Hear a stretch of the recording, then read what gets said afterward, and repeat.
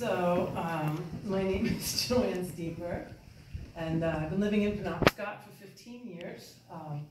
And I'm originally from New York. I'm from Long Island, New York. I have a very Italian father. His name is Michelangelo Lacaruba, and he is the son of 2 immigrants from Sicily, dairy farmers and tailors, by the way, no mafiosa. And growing up in New York, on Sundays we would go into Brooklyn, where my grandparents lived, and they were Giovannina and Giovanni Lacaruba. And often when we went in, there was usually 10 people around a table.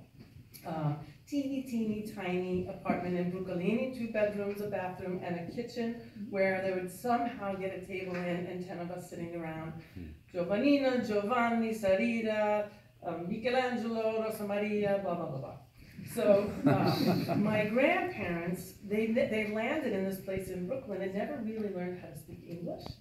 And I never learned how to speak Italian, so we kind of had this really interesting way of communicating. So for example, when we go into Brooklyn and Grandma says, Giovanna, go get a mommy the frocca. And frocca is fork, but frocca is not fork in Italian, and it's not fork in English. It's fork in Grandma. And so I mentioned the teeny tiny house. One of the things that I keep forgetting to mention, but there was plastic on everything. And then my mama did the same thing. So only until I saw my big fat Greek wedding did I realize, like, oh, this is really something funny to laugh at. My whole life. So back to this little Italian apartment. There's 10 people sitting around the table, and if you're stuck over here by the stove, you know, if you need to go to the bathroom, everyone has to get up, file out of the room, you go to the bathroom, and then you come back in and you sit back down again. 7-course meal, no kidding, every single Sunday. There was antipasta, and then spaghetti, and then salad, and then dessert, and then frutta, and then cheese, and then sometimes Grandma would bring out a little dish of finocchio. Finocchio was fennel, raw fennel, so that it would help your digestion. So this one particular time, I'm sitting at the table, I'm probably about 11 years old, Grandma's stuck in the corner by the stove, and I'm at the end, and I think we were about ready for the fruit. And so she said, Giovanna, mommy, go get a mommy the peach.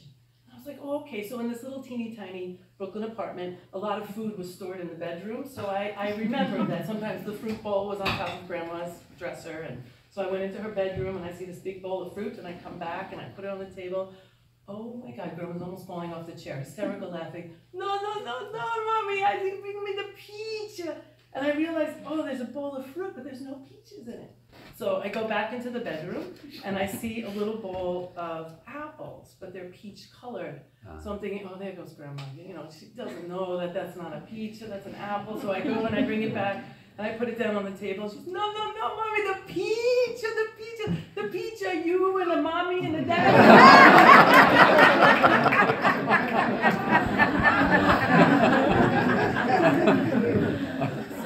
So growing up in New York on Long Island, everybody asked everybody, like, where are you from? And so, what are you? So I always said, I'm Italian. I mean, you know, I am Italian. I had so much of that in my life. But my poor mother, her name is Rosemary Wisman, and she's a little German and a little Irish and a little Danish and ... We're not quite sure, so she's very, very American, and grew up with mayonnaise sandwiches and a very, very different culture. And she tells a story that I love, where she went to visit or to meet my father's parents for the first time. So imagine this little teeny apartment again, and Rosemary walks in, and my grandparents, because they can't really communicate so well in English, my grandmother goes up to my mother and says, oh, Rosa Maria, such a nice girl, not Italian, but such a nice And she tells the story about, so she's having this 7-course meal with all the Italian relatives around the table, and they're sort of checking her out, and they have the 7 courses, and then at the end of the meal, Grandma says to Grandpa, Giovanni, go cosa fatira masaka la paturu banana. And I don't speak Italian, but it kind of sounded a little bit like that. And then Giovanni says back, oh Giovannina, no, so che vai si per la fatta per la nostra tura, ma sana. And the girl said, no, Giovanni, a si fatira ma sa fattura.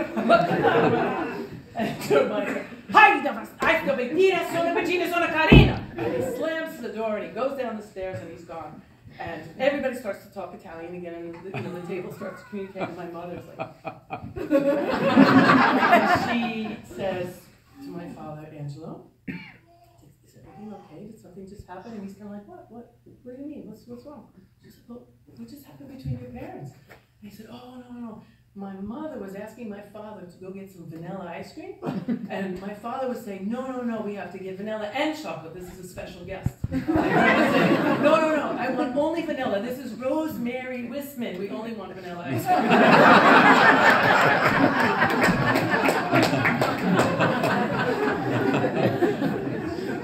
So now, fast forward. I just want to do a little disclaimer. My husband's in the audience and he gave me permission for everything that comes next. So I'm 27 years old and I'm getting ready to go out on a blind date to meet a tall Danish man. And I've had so much exposure to all this Italian, and I'm thinking Danish, wooden shoes, windmills. I don't really know that much about Danish. He's tall and he's Danish.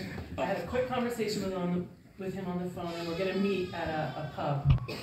And I go in, and there's a hostess standing next to me, and I'm looking around, and I kind of told her that I'm on a blind date because I was so nervous, and I'm saying he's tall and Danish. This was before internet, so there was no picture. And I did a little scoop around, and I walked around, and I see, Long Island people just hanging out.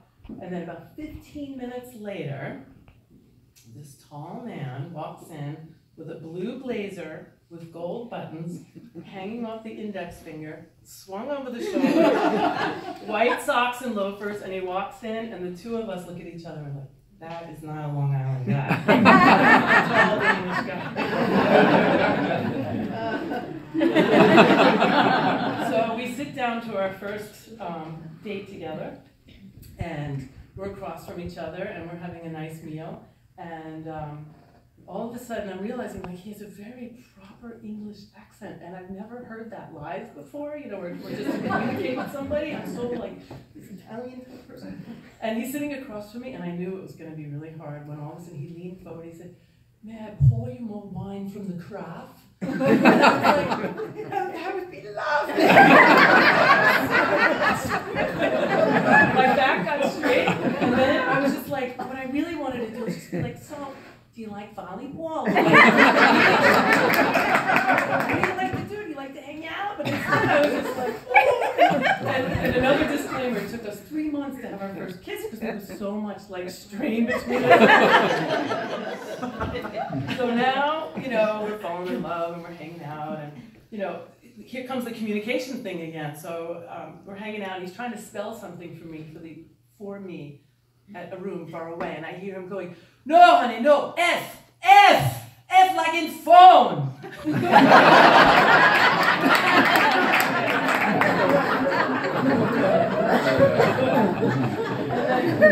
So now, Carson, so his name is Carson, tall, beautiful Danish man. It's his turn to come to my parents' house for them to meet him and have dinner. I mean, they kind of saw him, and they had seen him a couple times, but this was like the official, like what my mom went through. And of course, my parents, I think actually there was plastic on the couch. So we had a lovely dinner all set. The house was sparkling. And my parents were kind of nervous because they really wanted to make a good impression. And Carson was nervous because he wanted to be accepted by this, Angelo Laccaruba. They're sitting at the kitchen table, and my mother has got her back to us. And my father, I think, just really wanted to see, does this guy know any Italian at all? So he says, "So Carsten, have you ever tried scungili or calamari? Do you know what they are?" And Carsten's like, "Oh yes, Angelo, I love octopussy."